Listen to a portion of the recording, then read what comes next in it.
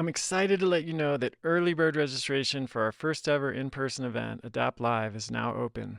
This is a chance for us to come together as a community to connect, relax, recharge, laugh, play, and celebrate this amazing life that we get to live over Labor Day weekend at the Snowbird Resort in the pristine mountains of Utah, one of the most beautiful and breathtaking places in the world. Here's a sneak peek of what you can look forward to at the event. 3 days and 3 nights of accommodations at the iconic Snowbird Cliff Lodge, 3 chef-made nutrient-dense meals a day plus snacks with gluten-free and dairy-free options, morning meditation and movement, guided nature hikes, and music with new programming still being added, a special keynote with me, access to the Cliff Spa with special discounts for retreat attendees, and plenty of unstructured time to relax and enjoy the inspiring surroundings. Spots will be limited in order to preserve a retreat-like atmosphere, and we expect the event to sell out quickly. During this early bird enrollment period, you can get early access to lower pricing and great room options. So if you think you may want to join us, head over to kresser.co/adaptlive, all one word, that's ADAPTLIVE, to learn more and secure your spot. I hope to see you at Snowbird in September. Hey everybody, Chris Kresser here. Welcome to another episode of Revolution Health Radio. Intermittent fasting is all the rage. It's a hot topic in the media. There's lots of books that have been written about it, entire podcasts dedicated to it, lots of research studies that have been published on it over the past few years. I've been doing it myself and recommending it to patients and writing and speaking about it for many, many years. And I think it's a powerful tool when it's used appropriately and in the right circumstances. There are also situations where one might need to be cautious about intermittent fasting. And one group that I think needs to be particularly careful is women. And that's really the topic of this show. I invited Cynthia Thurlow to join me. She's a nurse practitioner and founder of the Everyday Wellness Project and is an expert on intermittent fasting, particularly for women, and how to individualize and customize an approach to intermittent fasting that recognizes the life stage differences with cycling, non-cycling, perimenopause, and menopause, and really adapts the practice of intermittent fasting to those different life stage cycles so that women can be more successful with it and have fewer issues. Because in my clinical practice, I definitely have noticed that women in those various stages tend to have a harder time with intermittent fasting, especially if they're not careful and they don't pay attention to the different needs of these different stages. So we talked about in the show how women can cultivate more awareness of these stages and the different needs they have in each of them, and how that translates into differences in what they might do in terms of intermittent fasting and food intake and macronutrient ratios and things like that. What the benefits are of intermittent fasting for women in particular, with a focus on metabolic flexibility as a desired outcome. What the signs are that intermittent fasting may not be working and what to do about it. How women can eat, train, and fast around their menstrual cycles to improve their quality of life. This is something that I haven't seen very many people focus on, and yet, in their discussions of intermittent fasting, and yet I think it's a really key factor, as you'll learn. You listen to this show. And yeah, I really enjoyed this discussion. I think there aren't that many people who are approaching intermittent fasting with as much nuance and consideration of all of the important variables as Cynthia does. And I really hope you get a lot out of this conversation and that it helps you to, first of all, determine whether intermittent fasting might be right for you. And then second of all, figure out how to make it most effective and fit best into your particular life. And even though the focus of this show was on women, I think there's still a lot that men will get out of it as well, especially in the discussion around the importance of individualization. All right, let's dive in. Cynthia, welcome to the show. It's a pleasure to have you on. Yeah, thanks for having me. I've been looking forward to our conversation. So, intermittent fasting is kind of all the rage these days, right? It's been a hot topic, certainly in the scientific literature for a while. And, folks like You and I have been writing about it for many years. And now you can, look in pretty much any mainstream media outlet and see articles on intermittent fasting, even major TV news shows, radio, et cetera. And I think it's an incredibly powerful tool. And one of the population needs to pay particular attention to how they do it is women. And so I'm really excited about this conversation because I know that's a particular focus for you and something you've experimented with a lot and with people you've worked with and written about a lot. So let's maybe start with since I've talked a lot about intermittent fasting in general on this show, what are some of the pitfalls, particularly for women with intermittent fasting? Where do you see things go off the rails? And then we can talk about, what to do about that and what the potential is when you really get it dialed. And that's a really great, way to kind of position the conversation, because on a lot of levels, what makes women unique in terms of our physiology is also what forces us or should cause pause in terms of our approaches. And so for me personally, I think that a lot of the mistakes, if you will, or the pitfalls that I see women doing is not fasting for your menstrual cycle. So if you're still in your peak fertile years, you have to fast differently than a woman in perimenopause, the 5 to 10 years preceding menopause. And you have to fast differently than a woman in menopause. So not really honoring those own unique biorhythms of the body. And the way that this typically will manifest is, number one, women will fast the same way they do from the day one of their menstrual cycle till the very end. Two, women will push through feeling, especially that luteal phase, the latter part of the luteal phase as they're transitioning into getting their menstrual cycle, they'll be more hungry. They will struggle more with extending that fast, and they'll just push through it. They'll make themselves miserable. And I think the last piece of that is, I like to think of a woman's menstrual cycle as a barometer of her health. So if your period goes away and you're not pregnant, that is absolutely a sign that your body's perception of your food frequency or your food window or the lack of nutrients throughout the 24-hour cycle of the day or throughout a week or a month, your body may perceive that you're in a famine situation. And so those are the typical mistakes that I see women, kind of making. And then the dovetail to that is that women in perimenopause and menopause that think if a little bit of fasting is good, then more fasting is better. And so they will over fast, over exercise, not get enough sleep. And those things can really disrupt the biorhythms of the body. I always say that, when you think about intermittent fasting, it is designed to be a hormetic stressor, the right amount of stress at the right time in the right amount. And when we overdo it as women, we can really set ourselves up for adrenal, thyroid, sex hormone dysregulation, not to mention the fact it can, inflame our bodies. And so, postmenopausal women and men oftentimes have an easier time with approaching intermittent fasting, but those are definitely some of the common mistakes / pitfalls that I will see. Yeah, there's so much to unpack there. I'm working backwards, and I'll just put a pin in this so we can come back to it. The concept of a hormetic stressor is so important to understand, and it's really, I think, where a lot of people go wrong, not just women but even men with all kinds of different interventions, including fasting, but also exercise, sauna, cold therapy, etc.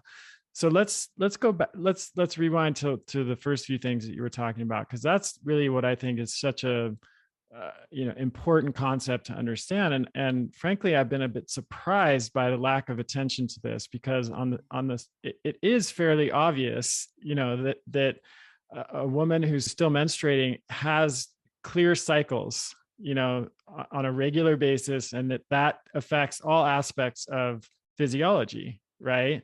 And yet, aside from you, I've never really heard anybody focus on this in depth, and it rarely gets even mentioned in conversations about how women should be approaching intermittent fasting. So let's just start there, because you threw out a couple of cautions or warnings about how women should be adjusting their approach to fasting based on where they are in their menstrual cycle. So maybe you could break down, just for those listeners who are less aware of the terminology around the phases of the cycle, follicular, luteal, ovulation, what are the changes that are happening physiologically during those parts of the cycle that are specifically related to fat, or influenced by fasting and food intake?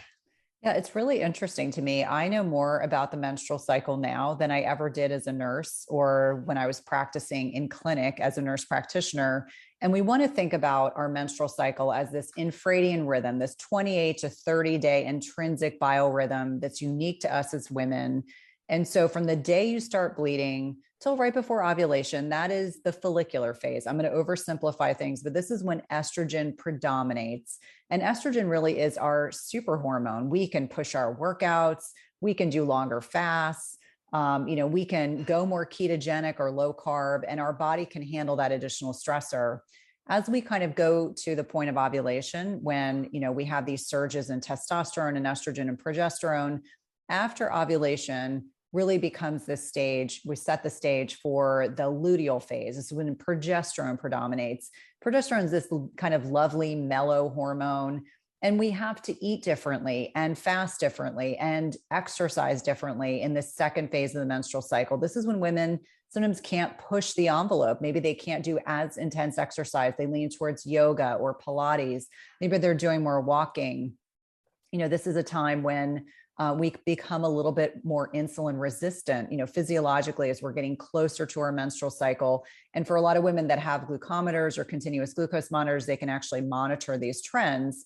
And as we have fluctuations in progesterone, that can impact anxiety, that can impact depression, that can disrupt sleep. I never realized why my sleep was so bad the last few days before my menstrual cycle. It's because we had these fluctuating drops in progesterone. And so as we get closer to menstruation, that 5 to 7 days, we want to take our foot off the gas pedal. We want to do less fasting. We can do 12 hours of digestive rest. And there are very few people that would not benefit from 12 hours of not eating. In fact, most people would benefit from eating in a 12-hour feeding window. But we really have to take our foot off the gas when it comes to fasting. And then when we start bleeding, on day one bleeding, we can go back to a fasting schedule. I find for a lot of women in the last 5 to 7 days, they need more high quality carbohydrates, as an example. So it might be more sweet potato or root vegetables. This is not the time to pig out on like pasta and bread and, all the pizza that you want and all the ice cream that you want. But I find for many women that are still at their peak fertile years, so under the age of 35, our bodies are really primed for procreation. Even if we're choosing not to have children, that is still a time when our brain and our ovaries are so interconnected with one another, in best case scenario, that it's taking in information around us all the time, trying to decide, am I in a position where I could actually maintain and grow a human? And so I think when we start to understand that there's probably 3 weeks out of the month when women can fast to a certain extent, I think women at peak childbearing age that are very active, lean, they should not be fasting every day. If you're an obese woman with PCOS or you've got some insulin resistance, you probably have some degree of fluctuation that you can be able to do in those first 3 weeks. But really leaning into our physiology and saying, I'm going to honor where I am in time and space, and I'm going to back off on the fasting the 5 to 7 days preceding your menstrual cycle. And then women can do really well. And I agree with you that there's not enough focus on this. And then there's also a lot of fear mongering. And so it's something that actually makes me frustrated and angry as a clinician, because I don't want women that would be appropriate to fast at a portion of their menstrual cycle to not do it at all, out of fear that somehow they're going to have some profound detriment to their bodies or to their health. Yeah, that's such an important point. And a lot of the time comes down to nuance. And as we probably both know very well, nuance doesn't tend to make it into mainstream media or even just popular approaches to healthcare. It's either black, white, it's good, it's bad, and that's the end of the story. But of course, it's not the end of the story. It's usually just the beginning of the story, as we're seeing here. So let's talk about the concept of a hormetic stressor, because we've alluded to that a few times, and you just made reference to other things that might be happening outside of the choice of how much we're eating and how frequently we're eating, that influence as well the decision of when to fast and how much to fast. So I've talked a lot about this on the show, so we won't go into too much detail, but a hormetic stressor is something that when it's done, it promotes a positive adaptation, right? And exercise is an example of that. Fasting is another example, sauna, cold therapy, etc. But if you overdo a hormetic stressor, it just becomes a plain old stressor, right? Something that no longer is inducing a positive adaptation, but that's actually causing a stress response in the body. So it sounds like you are advocating for not only looking at what's happening in the menstrual cycle, which affects whether fasting will be perceived as a hormetic stressor or just a stressor. You're also asking people to look at what else is going on. So if a woman is working full time outside of the home and raising 3 kids and doing 4 CrossFit workouts a week and staying up late, sending emails and getting 4 or 5 hours of sleep, even if she's in the follicular phase of her cycle, it might not be a good idea to really hit intermittent fasting hard in that circumstance. No, and I so agree with you. And I speak from personal experience that I did all of the wrong things in perimenopause without realizing it.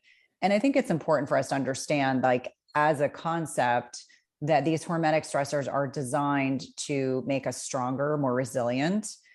But women have a tendency to overdo it because we're serving everyone in our lives and we probably think about ourselves less. And I'll give you an example. When I think about, as an example, I just had a book published, and I remember saying to my husband, I could stay up all night long to do emails and catch up on things, but what I actually need to do is go to bed. And so there's all this balance that we have to do. Like, getting high quality sleep is probably the one thing that every single human, irrespective of gender, needs to be focused on, but it's something we don't value as a society. We're very hedonistic. We will like that dopamine release. We want to ensure that we're staying connected all the time. We're making ourselves available. We're doing all the workouts. So as it pertains to women in particular, and certainly women north of late 30s, early 40s, all of a sudden these hormetic stressors can be, it's like a balancing act. And each one of us might have a different lever that can be pushed farther than someone else. I know for a lot of women, they think that if a little bit of fasting is good, then it means more fasting is better. And so I had a discussion with someone online the other day talking about OMAD. So 1 meal a day. I'm sure your listeners are probably very familiar with this term. And I kept saying, I don't mind OMAD as you've eaten too much the day before, you're on vacation, you overdid it, you overindulged, I get it. But as a rule, OMAD is not going to give you enough macros. You're not going to get enough protein. You're not going to be able to support muscle protein synthesis. You're not going to ward off sarcopenia, which is muscle loss with aging. And so it becomes this kind of domino effect when we're talking about sleep and stress management and anti-inflammatory nutrition and exercise, and then adding in fasting, like all these pieces of hormesis, along with, cold therapies, heat therapies, exercise, different types of foods that can boost, the benefits of fasting. It's really a very delicate balance. And I think we really do ourselves a disservice if we are not leaning into what makes the most sense. And I think a lot of people don't realize until, like, I hit a wall myself in perimenopause, until they get to that point. And then all of a sudden they're like, what do I have to do? And so I think on a lot of levels, we have to start those conversations earlier so we know what to anticipate. And this applies to men and women. It's not just unique to women, but I think it's important for us to find that right balance for each one of us.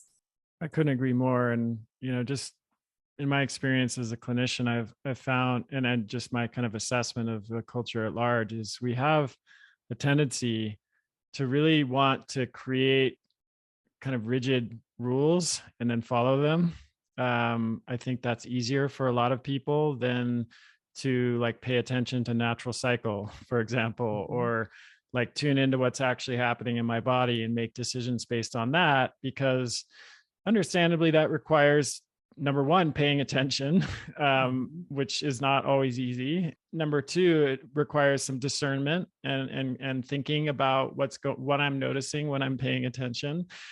And number three, it places the responsibility for decision making squarely on my own shoulders as an individual, and I'm not relying on some guru or internet forum where everybody believes the same thing or whatever it is. And that's unfortunate because I think it has led a lot of people in the wrong direction with a lot of different approaches, whether it's, being too extreme with intermittent fasting or, following a carnivore diet when that's really not there's no reason for them to do that objectively. And it, could potentially cause harm in that situation, or someone adopting a ketogenic diet for, again, just because they've read about it and it sounds cool, but there's really no reason for them to do it, and they don't do it properly and it ends up going in the wrong direction.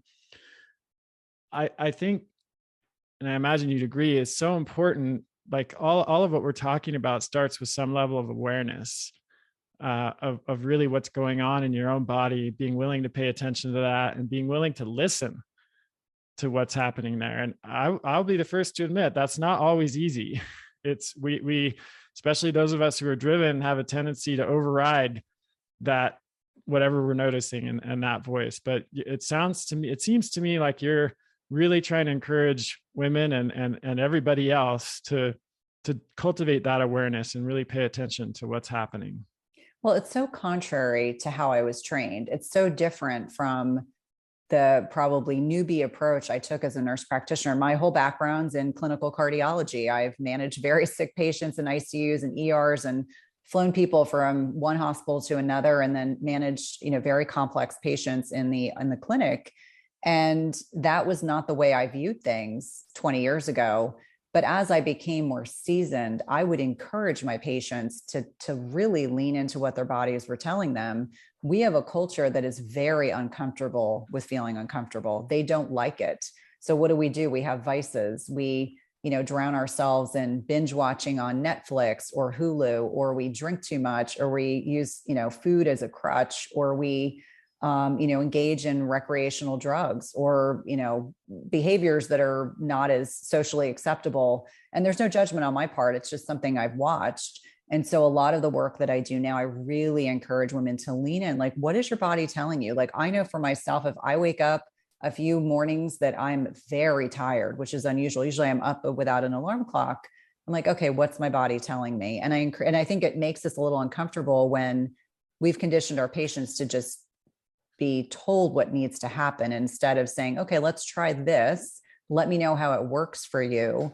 I like a much more collegial relationship when I'm working with a patient or a client, but I know that wasn't always the case. There was many years where it was my patients would come, I tell, this is the prescription you need. This is how long you take it for. You come back in a month. If you have any problems in between, you talk to the nurse. Whereas now I think having a much more collaborative relationship allows people to feel comfortable with that, that degree of uncertainty. They're like, this is different. I don't know how I feel about this. I like someone else making the decision for me. And it's like, no, intrinsically, your body will let you know what it needs. You just have to lean into it. And that's a very different way of thinking about health and wellness. And certainly you and I both know that we don't have a wellness system here in the United States. It's overwhelmingly reactionary. It's focused on addressing disease, not preventing disease. And these are broad kind of overreaching themes that we've been a part of. And so I always say to people that it's going to take time to process looking at this differently than, where you wait until you get sick. And then all of a sudden everyone's like, oh, now we have to be reactionary. You need this medication, you need to go to this place, as opposed to being preventative focused or forward thinking in terms of methodologies and approaches. Mm-hmm. Yeah, I agree with all that. And I think at a fundamental level, it's and this is something it took me years to realize as a clinician, because I had my own experience with chronic illness that really forced me, actually, I was going to say taught me, but it then forced me is the more accurate term, to pay attention to what was going on in my body and to respond to it and listen and respond appropriately. And that was not a voluntary process in my case, and it took years to really for that to be, but I think I forgot how that was not, that's not kind of the default mode for most of us in this country. And we're taught to essentially outsource our healthcare to a doctor or nurse or whoever it is that we're seeing, and to leave the decision making to them.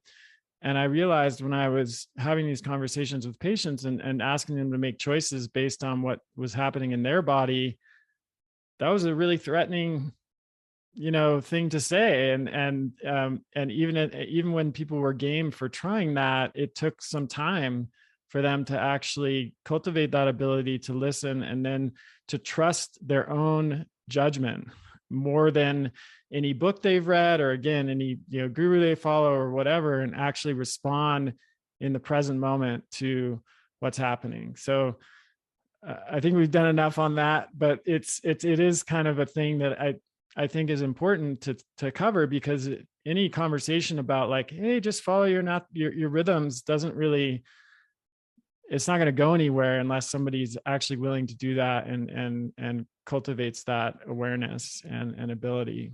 So along those lines, I would love to talk a little bit about what are the signs that someone should be watching out for. Let's say a woman decides to start intermittent fasting, and a few days into it, what sort of signs would you be counseling them to look out for as indicators that, whoa, maybe this is too much, or maybe you need to back off a little bit? Well, I think it all starts with something as basic as energy. Now, you should intrinsically have more energy if you are in a fasted state. Should is the operative word. So if suddenly you go from having, reasonable energy to feeling very tired, very fatigued, obviously that's a concern. I also think about if you suddenly have sleep disturbances, if you're sleeping really well and all of a sudden your sleep is terrible. Again, as I said, sleep is foundational to our health. So I take that really seriously.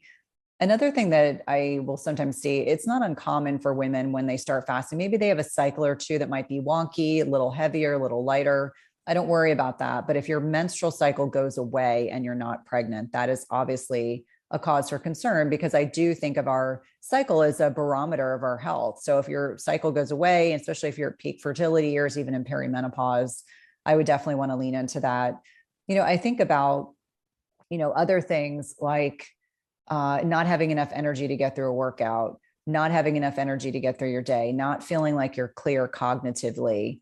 And largely because one of the first benefits that people will articulate to me is, oh my gosh, I'm just so much more mentally clear. I can power through my morning. If you have exactly the opposite, it's probably speaking to a variety of things, but it could also be that your body is just so metabolically inflexible. It's not yet at a point where it can, fuel going longer without eating. But those are typically the more common things that I will see.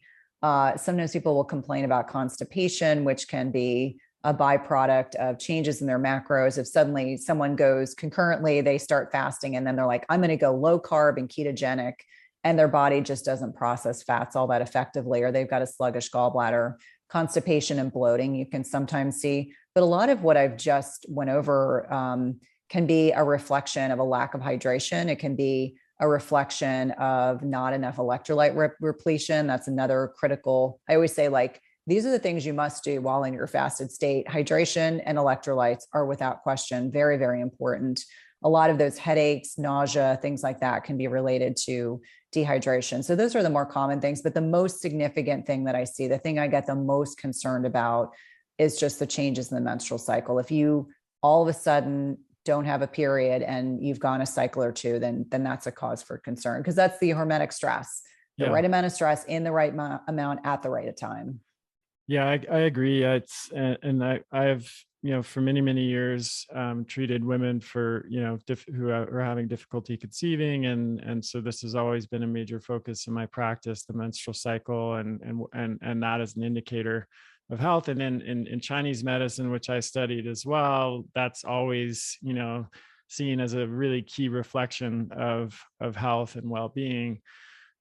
And I became alarmed at one point at the number of young women that I was seeing that had amenorrhea or had really disrupted menstrual cycles. And oftentimes in those cases, it was a situation that we've been talking about so far, where the number of demands that are being made on the system are just far exceeding that woman's ability to meet those demands. And in some cases, those are not changeable, just the demands of life. But in other cases, they came down to inappropriate choices of exercise and, too much fasting, too much carbohydrate restriction, all of those things kind of put together in a perfect storm that leads to those changes in the menstrual cycle. So I really have had that experience as well.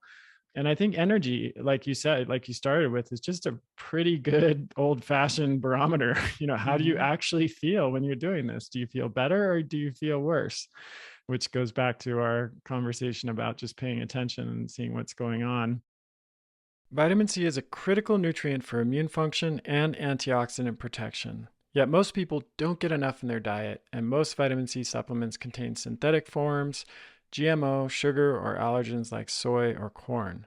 This is why I recommend whole food forms of vitamin C, which contain the full spectrum of vitamin C activity without GMOs or other junk. And my favorite whole food vitamin C product is Essential C from Paleo Valley. It's made with 3 of the most potent vitamin C rich superfoods on the planet, one of which is 120 times more potent than an orange. Nothing synthetic, no weird questionable ingredients, just food. Right now, they're offering my community an exclusive 15% off discount. Just go to paleovalley.com/Chris and use the code Kresser15 to get 15% off. Let's talk a little bit about, we haven't even really defined what you mean by intermittent fasting yet, because there are a lot of different definitions out there of, time restricted eating. And you alluded to, a 12-hour window of not eating as being a good idea for most people. And according to statistics, not many people are doing that. That I would consider that to be pretty standard, but it's and not intermittent fasting. But that gets actually defined as intermittent fasting in some studies. It's just a 12-hour period without food. So what do you mean when you say intermittent fasting? And do you have sort of a typical recommendation as a starting place for the window of food intake for women? And I think that's a really good point. I affectionately refer to a 12-hour window as digestive rest, something that all of us should embrace. But when I define intermittent fasting, I define it as eating less often, that we have a prescribed time period during the day in which we eat, and then we have a prescribed time period in which we do not. And so I like for women to focus on, as a goal, 16 hours fasted with an 8-hour feeding window. You may not go from eating 10 times a day to then going 16 hours fasted.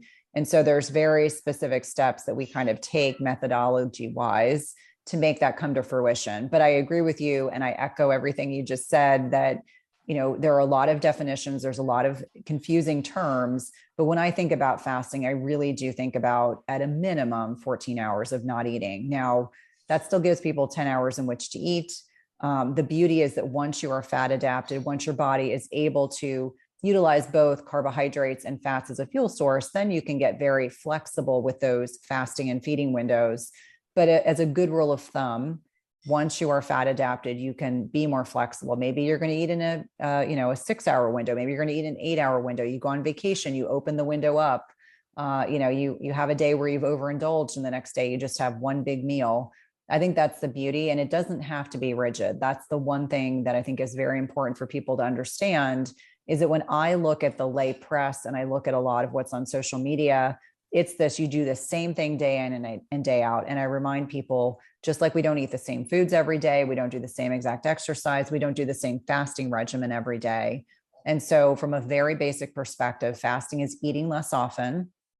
And here in the United States, I think the average that I read most recently is we eat anywhere from 6 to 10 times a day if you include sugar sweetened beverages and food. So is it any wonder that we're a metabolically unhealthy population? So when we talk about digestive rest, that's a really good starting point for people who are eating throughout the day, all day long, all night long. Absolutely. I saw a fascinating talk. It's got to be almost 10 years ago. It was at one of the first ancestral health symposiums, and it was Nassim Taleb, who you wouldn't expect to be speaking at the ancestral health symposium. He's not in the health field at all. And this was the one that was at Harvard or on the campus. And he did a talk about chaos theory and as it might apply to health. And the fundamental, it was one of the best talks at any health conference I've ever seen, actually. But the gist of it was, it's not natural or normal for humans or any animal to follow a really consistent, rigid routine when it comes to food or exercise or pretty much any other variable. And that really stuck with me. And we've touched on it a few times in this conversation, where like there is, just because you do a little of something and it's good, more of it isn't necessarily better. Just because you do something for a few days in a row and it benefits you, it doesn't mean that doing it for 100 days in a row is going to be better.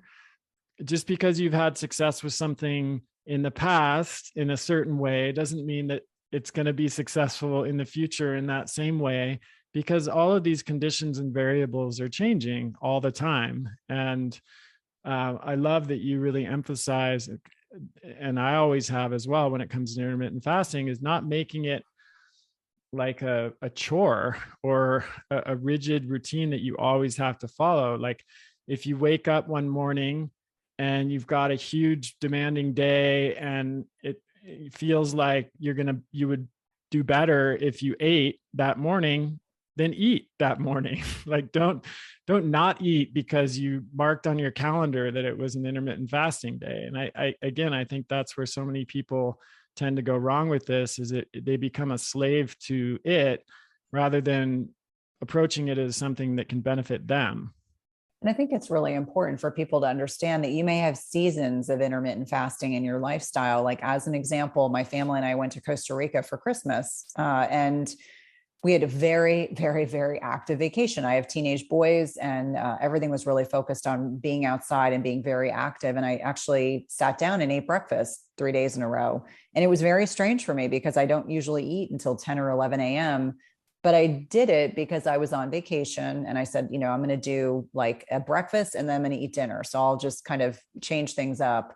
And the beauty of that is that you're not beholden to rigid, this kind of rigid dogma that I think is so pervasive in our society right now, that if you fall into one bucket, whether it's carnivore, plant-based, paleo, keto, fasting, that you can't ever break out of that bucket. And so I always really encourage the women that I'm working with to be open-minded, change things up, see what works best.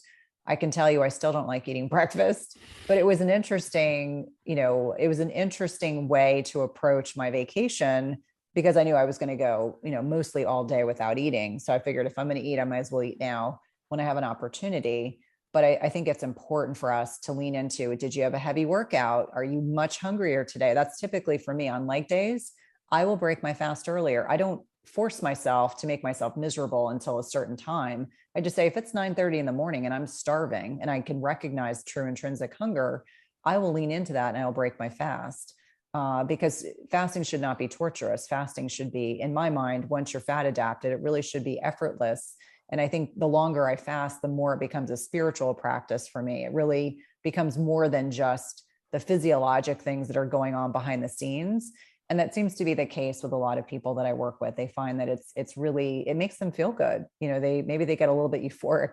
Maybe there's a little bit of, endogenous, secretion of, dopamine and, this norepinephrine and epinephrine that's secreted, these counter-regulatory hormones that can really make you feel good in a fasted state. Absolutely. Before we move on, I just want to also mention there, in my experience, because I work with a lot of patients who are pretty sick or have done over the years. And, if someone is in a significant catabolic state where, they've been chronically ill for a long time, they've lost a lot of weight, their energy level is really low, and they just haven't been able to fuel their body for various reasons. They have a digestive illness or any number of other chronic conditions. That's another area where I would, suggest caution with intermittent fasting, because again, if you think of the concept of hormetic stress, that works well if against a background of, relative robustness and not a lot of other stressors. But if you have a serious chronic illness, that's already kind of taken you below baseline in terms of stress and adaptation, and you're in that catabolic or breakdown state. If you add another stressor that would be ordinarily hormetic for most people, it doesn't necessarily mean it will be hormetic for you. And so, that's another situation where I've seen people go wrong with Yeah. intermittent fasting. And it's interesting because I'm always very transparent about this. In 2019, I spent 13 days in the hospital with a ruptured appendix and I lost 15 pounds. I mean, my body literally catabolized all of my muscle to keep me, because I didn't eat for 13 days. And when I left the hospital, I remember it's the first time I recall as an adult feeling reactive hypoglycemia. I felt terrible. And because I had so many complications, I mean, I could only eat, the only thing I could eat for 9 months was meat, which is a whole separate conversation. But you better believe, until I started gaining some weight back, I wasn't fasting for months. And so, much to your point, that if you're in a position where you're frail, you've recently been hospitalized, you had a recent illness, that's not the time to push the gas pedal down. And I think that's an important distinction. I always say, like, if you're otherwise, you could have a chronic disease state, but if it's stable, you're stable on medication, you feel good, you're sleeping well, you have good energy, then you certainly can entertain that. And my other comment I would make about people that fasting is really not appropriate for, and I always get hate mail for this, but people that have a disordered relationship with food. If you are a binge eater, a history of anorexia or bulimia, unless you are concurrently working with a therapist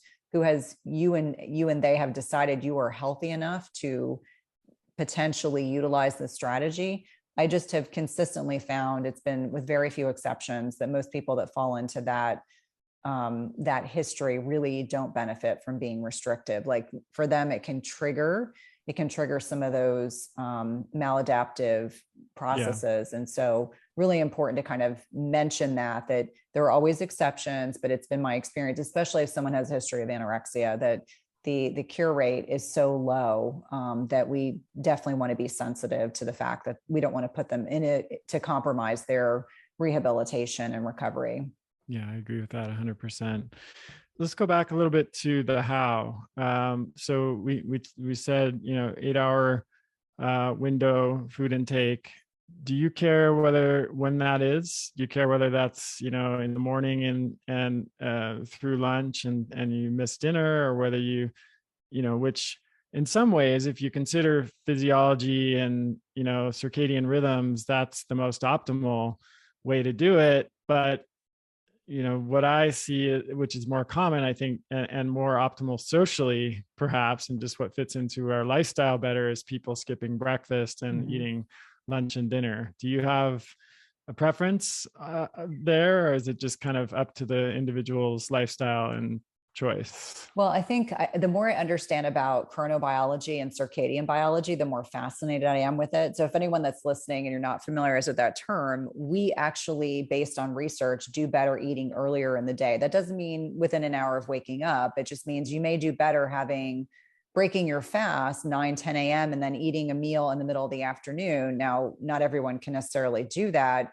but you're going to do better eating earlier in the day than later. We also know that insulin sensitivity is better in the morning and early afternoon, and that the longer we go into the day, late afternoon, early evening, we become less insulin sensitive. And this really gets ramped up for men and women as women transition into perimenopause and menopause, and men transition into andropause as we have these hormonal fluctuations in sex hormones. So I think I have learned during the last 2 years that I do much better ending my feeding window earlier. And I find for a lot of women, that's the same. And we can talk about the fact that we're designed to eat when it's light outside, and we're really not designed to eat when it's dark outside. We have melatonin clocks. Melatonin is a hormone that's secreted primarily in the pineal gland, but we also have melatonin clocks throughout our body, and including our gut. So if you're eating at 9 or 10 o'clock at night within 2 to 3 hours of going to bed, your body will suppress melatonin. It'll increase cortisol in an effort to process this food bolus that you have consumed. And for anyone that wears an Oura ring or a Whoop band, you can look at the data. And to me, it's fascinating. Like, my body does not like when I eat within 2 to 3 hours before bedtime. I mean, my Oura ring will, squawk at me. I was just in Utah last week, and even though I was still eating relatively early for Utah time, it was late for East Coast time. And so I think bioindividuality rules when we're looking at meal timing. I think it depends a lot on your lifestyle. Like when I was working in the hospital, there's no way I could have eaten at 10 and 2. That would have been woefully unrealistic. But now that I'm an entrepreneur, I can facilitate that. So I think it has to be whatever is sanity inducing for you. But we do know that eating later in the day, eating more, drinking more alcohol, eating more, processed carbs, are definitely going to have a detrimental impact on blood sugar, cortisol, melatonin. And it's really making decisions for yourself for what is in your best interest. I think that's the easiest way to put it. I'm not rigidly dogmatic about it, but I do think everyone should experiment a little bit to see what makes them feel good. I have a child as an example. He's a teenager, he's an athlete. He doesn't like eating breakfast, and he eats a massive amount of food in his, what I will affectionately refer to as a feeding window, because I don't recommend that teenagers and children fast at all. Yeah. But the amount of calories he consumes in his feeding window is unbelievable. But he has found a system that works for him. He likes to eat when he's done with swim team at 9 o'clock at night. He likes to eat a really late lunch in the middle of the afternoon. And that works for him. And I think each one of us has to decide what works for us, physiologically, emotionally, et cetera. But two things to consider. Number one, we become more physiologically more insulin resistant as the day goes on. Number two, the later you eat in the day, the more likely it is to disrupt secretion of melatonin. And I talked about sleep being foundational to our health. And I think that's a really important point to really emphasize. Yeah. I've done a ton of experimentation with this personally and with patients over the years. And I would say, and also research, and I would say those all kind of converge to like forgetting about any other factors like social factors, work, etc. The ideal window is probably, 10 to 6, 9 to 5 or something like that, with the major meals being right, 9, 10, and then maybe 3, 4 or something, 2, 3, something like that. And it's very few people are actually able to pull that off for all the reasons, we've talked about, like, unless you're working from home, you're, you run your own business, all of that can be difficult. And then there's the social aspect of people just, and I put great value in this, actually, people being able to sit down and eat dinner with their family, or, socially go out and eat with other people. So I'm definitely not diminishing the importance of those relationships and the social kind of contract around eating. And that has to be taken into consideration. But all of those, like you said, all of those variables will differ from person to person. Ultimately, it's what works best for each individual. Let's talk a little bit about what is actually being consumed during that 8-hour intake, and not so much, the concept generally of a healthy, nutrient-dense diet. We don't need to go into that. Everyone who listens to this show has that, pretty good understanding of that. I'm more thinking in terms of like macro ratios, and, there's this concept of carbohydrate backloading, where you eat more of your carbohydrates later in your food, let's say, rather than later in the day, later in the food intake window, perhaps in this case, which might be later in the day for most people. Personally, I do find that I do better when I eat lower carbohydrate in the morning, and whatever carbohydrates I am eating come later in the day. Is that something that you focus on in your approach? Yeah, I mean, carb cycling is something that I find really interesting. For full disclosure, I tend to be lower carb. I'm not ketogenic. I very much focus and prioritize protein for a number of reasons. A lot of it is the fact that protein is the most satiating macronutrient. And that is important because when people are still looking to continue eating after eating a meal, it's a sign they didn't put their macros together. So protein is always the focus of every meal. I tend to lean heavily towards animal-based protein because it is more satiating. It is not so detrimental to, when we're looking at macros. I like to moderate and be aware of how much carbohydrate intake a female patient in particular is looking at. So protein is the consistent piece, whether you're breaking a fast or making a meal. Protein first. If you have a ribeye or a piece of salmon, you already have your healthy fats in it. If you're having a leaner protein, obviously thinking about, do you have avocado on a salad? Do you have some nuts? olive oil, MCT oil, etc., and then lots of non-starchy carbohydrates. I always say I'm not anti-carb at all, but being smart about your carbohydrates and thinking strategically. Like I tend to be, and all the recipes in my book are gluten and dairy free because I find that they tend to be highly inflammatory, especially in middle-aged people. And so a lot of what I focus on is if we're having a heavier carbohydrate day, you may be sweet potato or root vegetables or squash. I mean, those are usually, I like the more close to or akin to nature it can be, the better. And so I think it requires a little bit of experimentation. I actually do better with carbohydrates. If I'm going to have a higher carbohydrate meal, I do better with it earlier in the day versus later, but that's me. And I'm also at a stage in my life that, if I wear a continuous glucose monitor, I know the net impact of, my carbohydrate intake. I find that the way that I look at meal preparation is protein first, and it's either a higher fat day or a higher carbohydrate day. You never have fat and carbs together. They don't occur together in nature. And so the protein is going to help with satiety. And then, deciding, where you are in your week. Are you having a higher carb day or a lower carb day? Higher carb days are generally associated with more intense exercise, leg days, et cetera. But, I think that this is another piece of that bio-individuality. Like I have done very well for the last 6 or 7 years, cycling my carbs. I would never describe myself as ketogenic. I do tend to be lower carb because that's just what makes my body happy. But each one of us have to do a bit of experimentation. So protein is always the focus. And I aim for no less than 100 grams of protein a day. And I find most women eat too little protein, too many of the wrong types of fats like seed oils, and they eat too many carbohydrates. And when I say the wrong types of carbs, we're talking about the processed carbs, things that have been milled into flour like pasta and things like that.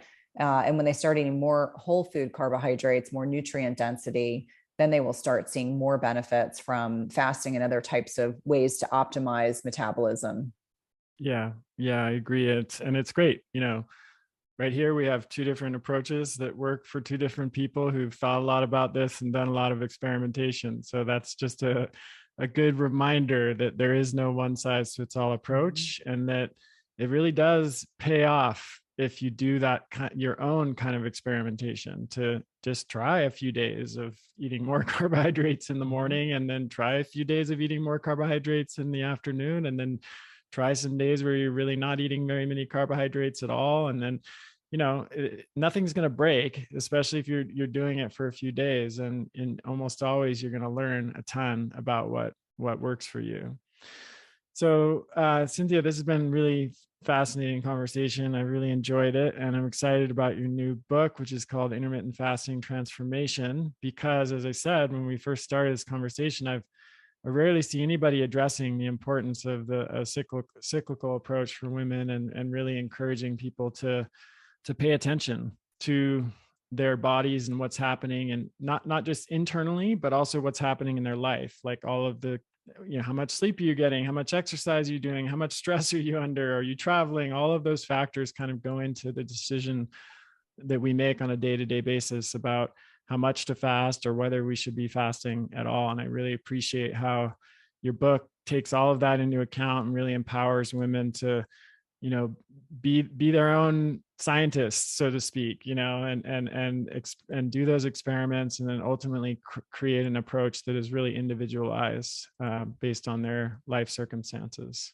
Thank you. It's been an honor and a privilege to be able to connect with you and your community. And if anyone is interested in connecting outside of the podcast, the book is being sold in all the major places: Amazon, Barnes and Noble, Target, or your local bookstore. I think our local brick and mortar businesses have really taken a hit the last 2 years. So if you're able to patronize your local bookstore, I have a great podcast called Everyday Wellness, which I hope to be able to convince Chris to come on at some point this year. And I'm active on Instagram. I'm a little snarky on Twitter. And I have a free Facebook group called Intermittent Fasting Lifestyle / my name, which is a community of men and women, but very supportive community, learning more about fasting that is anti-drama.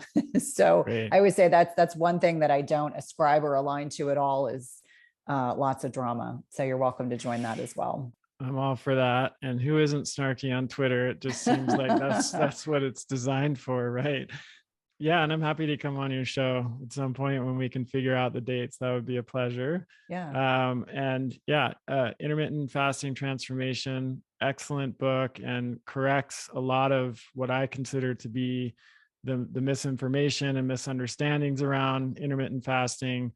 And just as a side note, I think this is also what plagues the research on intermittent fasting. I'm sure you just saw the recent headlines: intermittent fasting, 1-year study doesn't work. And then you look at the actual study protocol and what was going on, and you're like, of course this didn't work. You can see very clearly why this didn't work. So for those who are listening to this and who just happen to see those headlines, don't freak out. It doesn't mean that your intermittent fasting that's making you feel way better and helping you to lose weight and having all these positive effects isn't worth doing.